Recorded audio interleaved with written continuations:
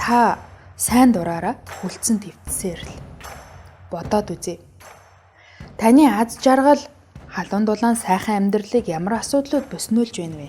Тэр хар сүүдэр шавар шалбааг нь яг юу вэ? Та ажилласаа залхаж гин үү? Хайр сэтгэлийн холбоо ч бүртэл муутай байна уу?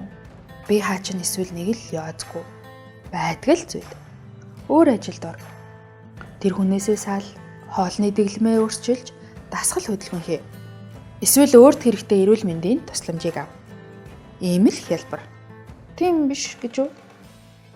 Хайртай хүн чинь нас барах юм уу? Эсвэл бизнес дампуурах зэрэг яах аргагүй нөхцөл байдал учирсан ч ард нь гарц гаргалгаа заавал байдаг.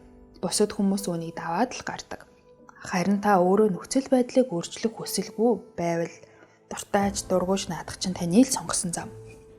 Гэхдээ гэж хэлэхээс ч өмнө эсвэл цухалдаж уурлахаас ч урьдаад нэг юм хэлэхэд энэ бүхэн яг одоо тулгамдаад байна гэж нөхцөл байдлаа хаацаалж өмгөөлснөөр та өөрийгөө ийм л байх ёстой гэж үзэж байгаагаас ялгаа юу байгаа вэ? Зүгээр л орхичих. Шалтгаан бүү тооч та тэр бүхнийг шийдэж чадахгүй. Энэ бүгд чинь зүгээр л нэг хүнд ачаа. Хол явах хүнд ачааны хэрэг юу байгаа вэ? Нөхцөл байдалд хүнийг бүтээдэггүй. Харин хэн гэдгийг нь өөрт нь харуулдаг. Эпиктет.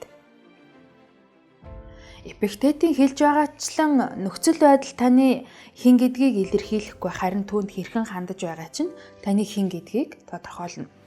Тэгэхээр нөхцөл байдалд хандах хандлагаа өөрчлөхийн тулд эхлээд нөхцөл байдалтайгаа зуралтаа болох хэрэгтэй. Хувь тавиланг буруутгахаа болчих. Хүмүүсийг буруутгахаа болчих. Гадаад хүчин зүйл нөхцөл байдлыг буруутгахаа боль. Хүүхэд нас өссөн орчноо буруутгахаа боль. Амьдралдаа та аливааг буруутгах аргыг ашиглаад нэмэр болохгүй. Дахиад хэлээ, нэмэр болохгүй. Өөрийгөө буруутгалаач нэмэр болохгүй. Хяналтандаа байлгаж чадахгүй олон нөхцөл байдалтай та нүүр тулах нь мэдээж. Дахир дутуу болох, өвчин тусах, хайртай хүмүүсээ алдах гэх мэт үгээр илэрхийлэхийн аргагүй хүнд зовлонч ирж магадгүй. Гэсэн ч тэр бүх нөхцөл байдалд нөлөөлөхийн тулд таны зүгээс хийж чадах зүйл гэж байдаг. Та тэр бүхэнтэй хэдэн жил зуралцсаар арга тасарсан ч арга зам байсаар л байдаг. Гэхдээ хамгийн түрүүнд танд хүсэл байх ёстой. Миний зөвлөгөөнөөс үр дүнг нь хүртэхийн тулд эхлээд нэг шаардлагыг биелүүлэх нь зайлшгүй хэрэгтэй. Юу гэвэл та хариуцлага өргөх ёстой.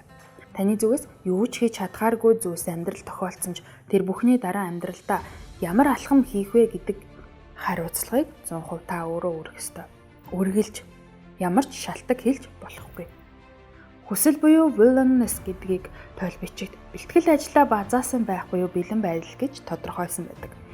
Өөрөөр хэлбэл хүсэл гэдэг нь амьдралд идэвхтэй байх, нөхцөл байдлыг шинэ өнцгөөс харах хандлага гэж хэлж болно. Хүсэл танаас эхэлдэг. Бас танаар дуустдаг.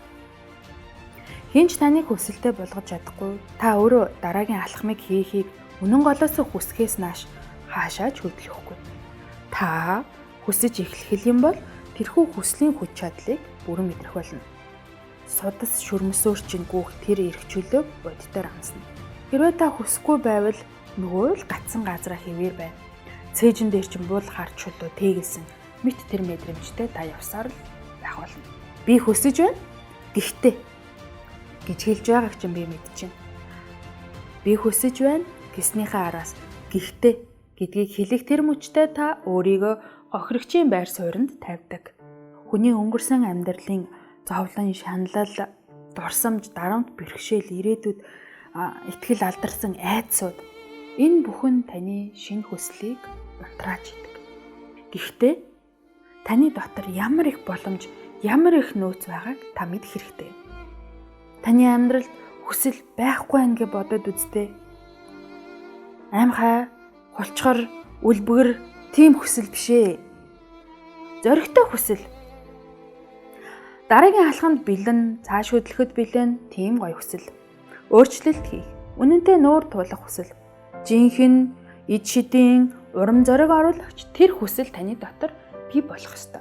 Өөрийн бие, сэтгэл, оюун бодол, тарих, зүрхэндээ эдгээр хүслүүдийг та тээснээр болохгүй байгаа, яоцгүй байгаа тэр бүхэн чинь таны амьдралд өөрчлөгдөж шинжлэгдэх болно. Та энэ хүслийг өдөөх хэрэгтэй. Энэ хүслийн улмаас таны амьдрал цоо шинээр эхэлнэ. Цоо шинээр та бодно. Цоо шинээр амьдрч эхэлнэ. Та өөрийнхөө дотор хүсэл мөрөөдлийг тарьж ургуулаарай.